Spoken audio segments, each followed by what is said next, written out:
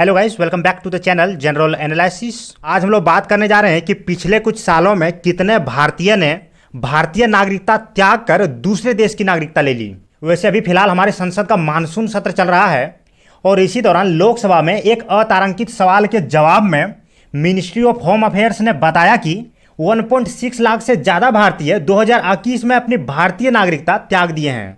इसके साथ ही पिछले 3 सालों में 3.92 लाख से ज़्यादा भारतीय अपनी भारतीय नागरिकता छोड़ दिए हैं और इनमें से ज़्यादातर लोग अमेरिका जा रहे हैं जो कि 40% के लगभग है। इसके अलावा लोग ऑस्ट्रेलिया, कनाडा, यूके जैसे देशों में भी जाना पसंद कर रहे हैं। और यदि देखें कि लोग दूसरे देश क्यों जा रहे हैं तो इसके कई रीज़न हैं, जैसे अच्छी एजुकेशन, हेल्थ फैसिलिटीज़, इसके साथ ही अच्छी लाइफस्टाइल। वैसे भी बहुत सारे देश अपने यहाँ इन्वेस्टमेंट और अच्छे टैलेंट को अट्रैक्ट करने के लिए गोल्डन वीज़ा जैसे स्कीम चलाते हैं। जैसे कि अभी हाल ही में यूएई ने भी गोल्डन वीज़ा शुरू किया है ताकि दूसरे देशों के लोग यदि यूएई का सिटीजनशिप लेना चाहे तो उसके टैलेंट के हिसाब से उसे आसानी से गोल्डन वीज़ा मिल जाए।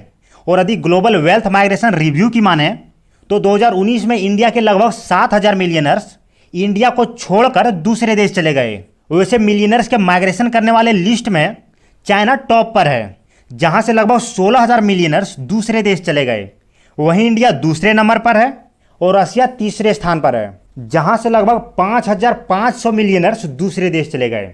और यदि हैंले पासपोर्ट इंडेक्स को देखें तो इसमें इंडियन पासपोर्ट का तो उतना अच्छा रैंक नहीं है जिससे हमें दूसरे देश में ट्रैवल करने में आसानी हो। वैसे हमारे देश के पासपोर्ट का रैंक इस इंडेक्स में 87 है, जिससे मात्र 60 कंट्रीज में हमारे लिए वीज़ा फ्री एंट्री है।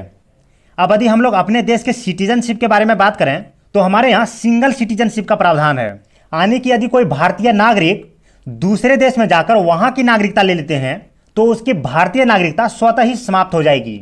और हमारे यहाँ नागरिकता के बारे में कॉन्स्टिट्यूशन के भाग 2 में आर्टिकल 5 से लेकर 11 तक चर्चा है।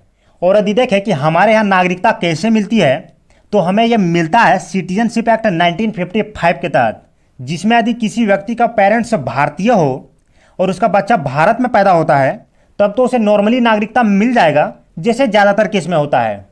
और दूसरा तरीका है कि यदि किसी का पेरेंट्स इंडिया से जाकर दूसरे देश का नागरिकता ले चुका हो, जिसे हम लोग ओवरसीज सिटीजन ऑफ इंडिया कहते हैं, यदि बाद में कभी उसके बच्चे बड़े होकर इंडियन सिटीजनशिप के लिए अप्लाई करते हैं तो कुछ वेरिफिकेशन के बाद उसे भी नागरिकता मिल जाता है।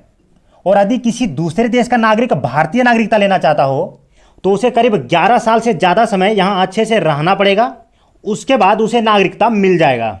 और 2019 में गवर्नमेंट ने सिटीजनशिप अमेंडमेंट एक्ट लाया था, जिसमें हमारे पड़ोसी देश से आए हुए माइनॉरिटीज़ को नागरिकता देने के बारे में बात की गई थी, जिसमें था कि हमारे पड़ोसी देश से आए हुए माइनॉरिटीज़ यदि भारत का सिटीजनशिप लेना चाहते हैं तो उसे यहाँ 5 साल अच्छे से बिताना पड़ेगा, उसके बाद उसे सिटीजनशिप मिल जाएगा।